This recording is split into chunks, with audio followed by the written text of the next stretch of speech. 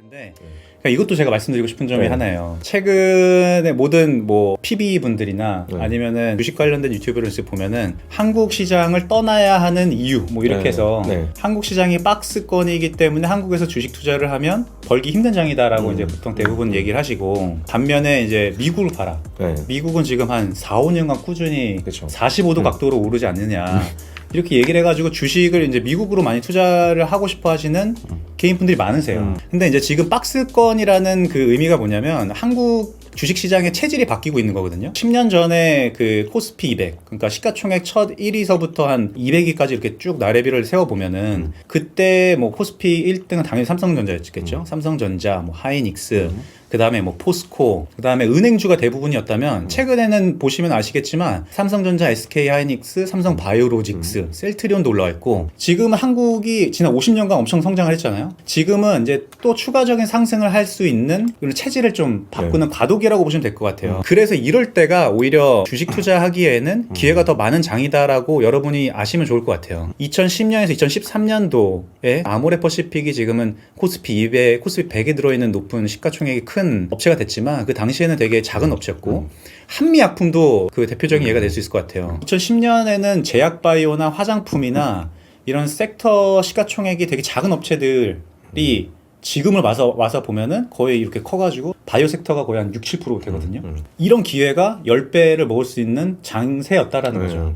그러니까 전체 코스피로 보면, 지수로 보면은 포스코나 아니면은 은행주 같은 거가 시가총액이 내려간 반면에 한미약품이나 셀트리온이나 그리고 삼성 바이오로직스 같은 제약바이오가 섹터 시총이 커졌고, 뭐 이런 경우가 있기 때문에 주식 투자하기 좋은 장이었다라고 저는 개인적으로 생각을 해요. 물론 중간중간에 예측하기 어려운 정치적인 이벤트가 많아서 되게 힘든 장이긴 하지만, 그래도 개인 투자자 그리고 이제 기관 투자자 입장에서도 사실은 절대 수익 내기 그렇게 어려운 장은 아니었다. 물론 코스피 추정 펀드면은 어렵겠지만. 예. 그쵸. 사실 그 패러다임이 변하면서 저희가 딱 그거거든요. 그 코스피 탈출해라. 네. 탈출하면 안 돼요. S&P로 가자. 네. 근데 솔직히 그래요. 코스피 탈출하면 안 된다. 지금이 뭐 투자하기 더 좋다는 생각도 들어요. 물론 블릴레오 앱이 이제 다 해외 투자고 그런데 어쨌든 기회의 양은 다양하면 다양할수록 좋고, 다양할수록 더 좋은 품질의 기회를 잡을 수 있는 거니까.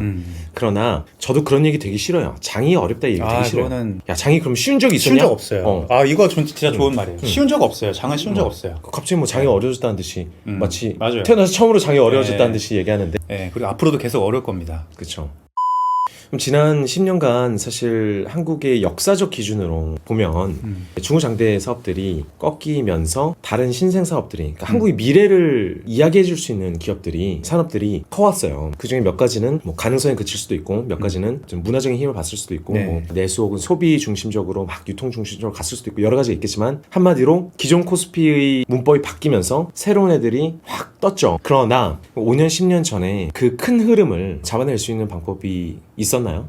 사실 그거는 시장은 어려워요. 왜냐면은 특히 금융위기 이후에, 2008년 금융위기 이후에, 그리고 최근에는 트럼프 대통령이 당선된 이후에는 경제적인 이론적으로 접근하는 것들이 되게 힘들어졌잖아요. 예를 들어서 트럼프가 트위터에서 어떤 한마디만 하면 장이 왔다 갔다 해요. 그러니까 이건 사실은 뭐 애널리스트나 아니면 펀드 매니저들이 예측할 수가 없는 거기 때문에, 물론 어떤 것도 다 예측을 못하지만 그런 예측 불가능한 것들이 더 커진 거죠. 그래서 그런 것들이 커졌기 때문에 어려운 장인데, 큰 시대 흐름의 변화하는 과정에서 투자 아이디어는 의외로 찾기 쉬워요. 그러니까 2010년에서 2013년에 화장품 섹터가 되게 커졌는데 되게 초입이었어요 그때. 예를 들면 지금 코스맥스나 한국 콜마 같은 기업들이 중소기업이었어요. 그때 탐방을 가면, 저 혼자 탐방 가면 되게 친절하게 대해주시고, 스케줄 없으니까 예전에는 하루에 저밖에 탐방이 없어가지고 막 한 2-3시간씩 물어보는 거 다 질문하고, 그렇게 작은 기업이었는데, 근데 우리가 알 수 있었던 거는 여자만 화장을 하던 세대에서 직업을 가지고 계신 커리어 우먼만 화장을 하다가 대학생으로 넘어오고, 그게 이제 고등학생, 중학생, 제 투자 노트 써놓은 거 보면 그때 초등학생도 화장하는 때다. 군인도 화장하게 되고. 그렇죠.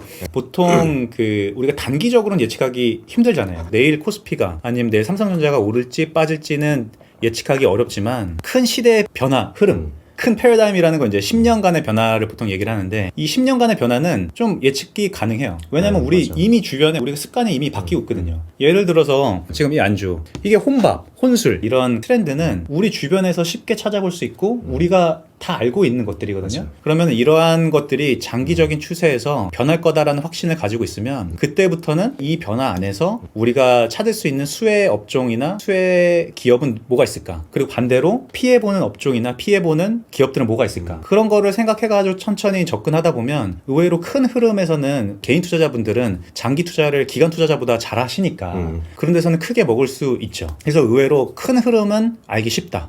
뭐 최근에 큰 흐름을 얘기해보면 5G, 욜로, 우리가 너무나 주변에서 쉽게 알 수 있는 것들, 모바일화, 배송 뭐 이런 것들이 우리가 다 알고 있고 습관처럼 하고 있는 것들에서 투자 아이디어를 찾으시면 주식 투자하시는데 훨씬 도움이 된다. 뭐 그거를 이론적으로 WTI 유가를 매일 보시고 반도체 D램 가격의 현물 가격을 맨날 추정을 하면서 삼성전자랑 하이닉스가 어떻게 될 거다, 오를 거다, 빠질 거다 하시는 것보다 진짜 힘들죠. 그거는 힘든 게 정말 불가능해요. 삼성전자 사장도 네. 못합니다. 그거. 근데 어쨌든 개인 투자자 입장에서는 그 큰 흐름은 알 수 있기 때문에 그 안에서 투자 아이디어를 찾으시는 게 좋겠다. 그래서 이번에 1분기 때 유통 관련주들은 실적이 많이 안 좋을 것 같아요. 오늘 뭐 그 롯데백화점도 좀 닫았다고 하고. 그럼 네. 뭐가 좋을까요? 이런 현상에서 가장 수혜를 보는 게 네. 마스크 회사 말고 뭐 또 뭐가 있나요? 장기적으로 한 2, 3년간에. 그렇죠. 이럴 때는 수혜주를 찾는 게 아니라 일시적으로 빠진 업체들을 봐야죠. 이게 전염병이잖아요. 예전에 사스 때도 그랬고 메르스도 그렇고 전염병은 시간이 지나면 지나갑니다. 그렇기 때문에 지금은 오히려 수혜주를 지금부터 찾는 게 아니라 이게 만약에 일시적으로 지나간다. 1분기 실적은 안 좋은 건 알지만 그러면 이때 빠진 것들을 여러분은 개인 투자자시고 업이 있으시기 때문에 여유롭게 투자할 수 있으신 분들이잖아요. 매니저들은 일주일마다 이렇게 재평가를 받고 한 달마다 이제 수익자한테 불려가서 왜 펀드 수익률이 이랬냐, 왜 지금 이 얘기 이런 걸- 꼭 해야 돼요. 이 예, 얘기. 이런 걸 하기 때문에 힘들거든요. 근데 여러분은 장기적으로 투자할 수 있기 때문에 오히려 이럴 때 빠질 때 단기적으로 빠진 종목 그런 거를 이제 보시는 게 좋겠죠. 달러 들고 있는데 매도해야 하나요? 외환에 대해 어떻게 생각하세요? FX에 대해서. 제 의견 세게 얘기해도 되나요? 일단 외환이나 해외 선물 이런 거 하시면 안 돼요. 외환이라는 거는 아니면은 상품 선물, WTI 뭐 이런 거는 전망이 들어가는 건데 이게 전망이 아니라 거의 그 갬블 수준이에요. 물론 여러분이 글로벌 GDP를 보고 아니면은 뭐 미국의 GDP를 보고 그다음에 고용 지표가 나오는 걸 매일 추정을 하면서 그거에 따라서 향후 앞으로 상대적으로 한국 대비 미국이 판이 강해질 거다. 뭐 이런 분석까지 하셔가지고 투자하시는 분과는 상관없지만 개인분들 입장에서 이 매크로 투자하시는 거는 매우 위험한 거예요. 주식 맞아. 투자 관련돼 가지고 전문가분들이 많잖아요. 꼭 피해야 되는 전문가 내가 말씀드릴게요. 매크로와 관련된 얘기를 많이 하시는 전문가일수록 피하셔야 돼요. 왜냐면 매크로는 아무도 못 맞춰요. 그리고 틀리면 빠져나갈 구멍이 많아요. 예를 들어서 미국 매크로 되게 좋아요. 경기가 되게 좋아가지고 달러를 사라고 막 은행이나 아니면 PB분들이나 얘기를 많이 해요. 아 근데 환율이 반대로 갔어요. 빠져나갈 구멍이 너무 많은 거죠. 예를 들어 많아요.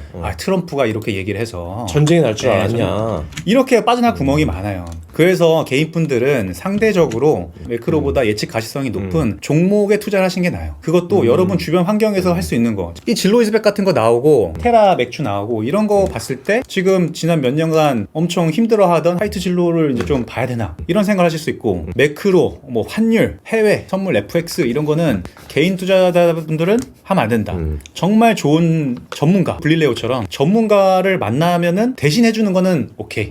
왜냐면 이 사람들은 여러분 대신해가지고 일을 하니까 막 밤새워서 일을 하니까 투자 가능성이 조금 높지만 직접 개인적으로는 절대 하시면 안 된다. 이코노미스트는 다들 매크로 말하던데 그분들 멀리 해야 하나요? 이코노미스트 분들은 특히 증권사 이코노미스트 분들의 주요 업무는요 주가나 GDP나 이런 거를 맞추는 분들이 아니라 그분들의 주 목적은 경기의 방향성을 보는 거예요. 사실 이 방향성이라는 게 되게 중요한데 주식도 그렇고 이제 매크로도 그렇고 우리는 당장 내일, 당장 다음 달, 당장 3개월 후, 6개월 후 맞출 수가 없잖아요. 그래서 큰 방향성을 보는 거거든요. 올라가는 방향성이냐 횡보하는 거냐 하향하는 거냐. 만약 올라가는 거면 10%로 올라갈 거 아니냐. 올라가는 각도가 10%냐 20%냐 30%냐 이거를 전망하기 위해서 여러 데이터들을 취합을 하고 그거를 이제 자기의 통찰과 인사이트를 통해서 전망을 하시는 거죠. 나름대로 프로젝션 하는 거예요. 통계해 보신 분들 아시겠지만 프로젝션이라는 게 여기서 이제 기준 한 5년치를 가지고 이 정도를 추정을 하고 그 다음에는 어떻게 이렇게 올라갈지 프로젝션을 하는 거예요. 그 이코노미스트 분들은 업이 경기 전망하고 경제 전망하고 그런 것들을 해석 분석해 주시는 분들이고 그거를 하시면서 돈을 받으시는 분들이기 때문에 하는 거지. 그분들이 뭐 환율을 사야 된다 이런 걸 얘기하시지는 않아요. 그리고 증권사에 이코노미스트가 있어야 되는 이유 중에 하나도 증권사와 이제 운용사의 구조를 좀 아시면 좋을 것 같은데, 증권사가 운용사한테 리서치를 제공을 해주고 운용사가 이제 그 리서치를 잘 활용을 했으면 증권사한테 이제 주문을 주면서 서로 함께 하는 관계인데, 그래서 이코노미스트 분들은 운용 매니저나 아니면 국민연금이나 사학연금이나 이렇게 큰 운용사들이 본인들이 그 자산 배분을 할 때 필요한 매크로의 방향성이나 아니면 유가 기준이나 환율 기준 이런 걸 할 때 요청하기 때문에 필요한 거지, 그분들이 여러분한테 환율이나 유가나 이런 거에 대해서 투자 추천을 이제 하시기 위해서 계신 분들이 아니에요. 근데 어쨌든 매크로에 대해서 전문가다, 계속 매크로에 대해서 얘기하시는 분들은 좀 멀리 하셔야 돼요. 왜냐면 나도 틀리고 너도 틀리고 모두 다 틀려요. 네, 다 틀려요. 여러분은 그런 거 하지 마시고 자기 주변에 있는, 주변에서 변화하는 이런 작은 변화들에서 투자 아이디어를 얻으시고 그거를 투자하시면 투자 수익률, 재테크 수익률이 훨씬 좋아지실 거예요. 재밌다. 근데 그